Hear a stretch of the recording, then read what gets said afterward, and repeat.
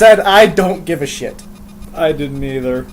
You understood what I said. You speak... I kind of lost it, actually. That time I did actually lose Oh, it. really? I was just kind of nodding like, yeah. I thought you were fluent in Danster. Yeah, but... That wasn't Danster. That wasn't even Danster. That was Ozzy Osbourne. Like I said off camera, that was fucking Ozzy Osbourne on speed.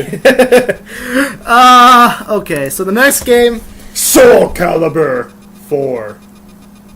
You notice how it's always the same guy that says the same opening? You'd think that the guy gonna get pissed if all they ask him to do. Soul Calibur 4. Alright, dude, thanks. See you next year. Thank you, assholes. Yeah, he probably does voices for the game, but I like making fun of that guy, because let's face it, it's fun to make fun of people. Plot for this game. Basically, you pick one of numerous characters, and you're trying to either destroy, use, or help someone to use the weapon Soul Edge or Soul Calibur, which are two opposite spectrum weapons. Soul Calibur being the weapon of holiness and happiness and goodness and light and all that bullshit, or Soul Edge being the most metal weapon to ever exist. Yes. That causes destruction and chaos and death to random people. But the gameplay, it's a fighting game. And it's probably one of the best ones out there. I haven't seen a fighting game that I haven't been this addicted to since Mortal Kombat 3 or 4. Whichever one had the mask of Sub-Zero before everything went to shit and started being like crazy wrong. Oh, like when they actually made Reptile a full-fledged fucking lizard instead of the green and black awesome ninja that he was. Yeah, what the fuck's up with that? Why did they go and make fucking Reptile a goddamn reptile, like actual physical like lizard? Anyway, but you know the gameplay, you get weapons galore. There's lots of weapons. Lots and lots of weapons. You got anything from nunchucks to spears to big beating sticks to swords to rapiers to Umbrellas with swords at the end. umbrellas that have swords stuck inside of them. You have fucking sword that turns into a fucking whip. You got everything. There's also a couple of modes in this game that I kind of like. The character creation is pretty cool. Definitely. They brought that back from the third one, and I am completely glad they kept it. Yeah, it's really fun to just create people. It's one of the funnest part about the whole entire game. Yeah, so that's a cool aspect of the game. The tower is pretty cool too. Yeah.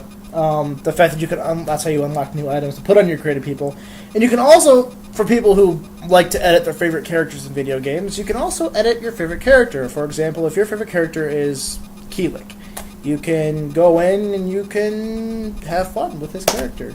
Or, if you are fond of Nightmare and you want to see if you can make him even more evil...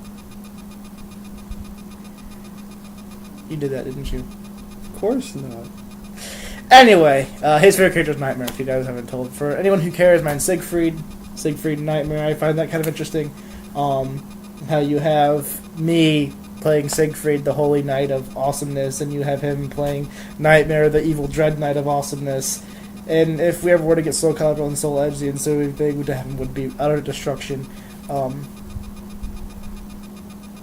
One thing I'm going to add I really liked about Soul Calibur 4 was the addition of system pending 3 Star Wars characters. Right. No, well, you can download the Yoda on PS3 too. Oh, they did make that available? Yep. Okay, Yep. I was not sure about that. So, you can, if you have 360, it comes out of the box with Yoda and the Apprentice from The Force Unleashed. And you can download Darth Vader. Out of the PS3, it comes out of the box with Darth Vader and the Apprentice from Force Unleashed, and you can download Yoda. So, now granted, none of them is quite as fun to play as Link was in the GameCube version, but I'm biased because I'm a Zelda fag, so don't take my word for it. Although Link was fun as hell to play. Anyway, so yeah, you get those 3 Star Wars characters. Unfortunately, you cannot use their movesets. For the creative person, which is kind of a bummer. But Because, we got over it pretty quick. yeah, We didn't want every single online battle turned into a fucking lightsaber duel. that's true. As awesome that would be, but Yeah. If they wanted that, they could just go make a kick-ass Star Wars game. Star Wars fighting game that's not like that fucking one on PS1 that sucked dick. Anyway, Or they could just go and make another KOTOR. a KOTOR Morpeg. I'd pay money for that. Indeed. The other thing I do like about this game is upgrading movesets.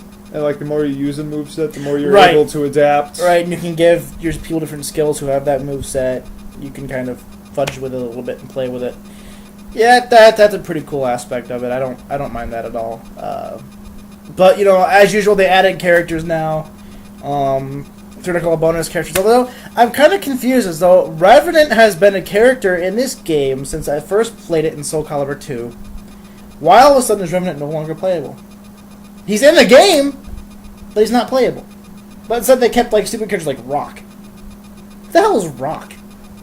I don't know. He's a fucking barbarian with a big ass hammer. And then Lizard Man, they kept him. Oh yeah, Lizard Man they can get rid of. He reminds me too much of Reptile and what they've done with him. Right, and I'd like to kill him profusely. But why did they get rid of Revenant? I liked him. Like, I want to play as him. But anyway, again, you can create pretty much anything. I mean, it's the creation of this game is insane. It is. And the kind of another cool thing about this game is what you put in your character depends on what kind of skills you can give them. Yeah, most of the equipment pieces will modify your stats in some way, shape, or form. So, if you're looking to make a certain type of character, you will have to look at your armor and adjust it accordingly. So, if you're going for just looks, that's cool. If you're going for stats, your character might look a little bit wacky. Yeah, extremely wacky. But dislikes about this game is just that you can't. I think you should be able to kind of edit the stats on the items a little bit so your character doesn't look like a complete tool when he's fighting. But nonetheless, I can kind of see why they did it. So I mean, another dislike for me. I don't know about Lunchbox here, but the fighting styles and the fighting sets are exactly the same as in Soul Calibur 3. Their movesets are exactly the same. And sure, there's new characters, but I want to see something other than Nightmare throwing somebody over his shoulder and punching him in the stomach for once. I've been seeing that for 2 years. Come on. Give us something new. Oh, they have the critical finishes. Those are fun. I haven't discovered those yet. I don't know how to do them. Anyway, so that's kind of my dislikes. Anything on your side? Much like any story mode for a fighting game, the tower gets ridiculous after a while.